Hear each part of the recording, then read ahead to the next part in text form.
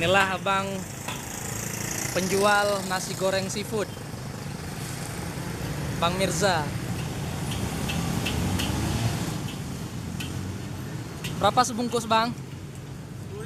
10.000. Emang asli dari Jakarta ya? Itu Mesir. oh Mesir. Itu namanya nasi goreng seafood Jakarta. Orangnya orang Mesir. Orangnya orang Mesir. Oh, Nasasiren. Oh ya ya ya.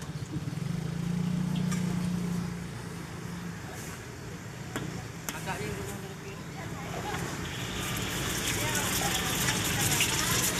Berapa bungkus bang sekali bungkus?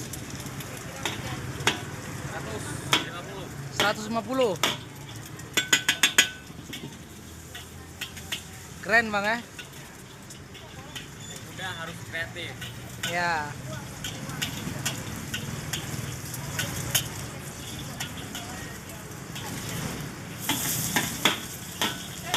Sehari bang lakunya biasa berapa? 2 juta, 1,5 juta.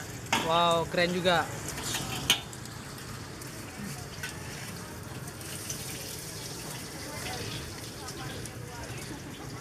Biasanya ada yang makan sini nggak bang? Ada nanti malam.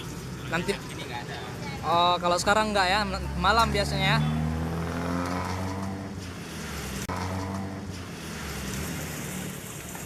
Inilah abang penjual nasi goreng seafood Jakarta.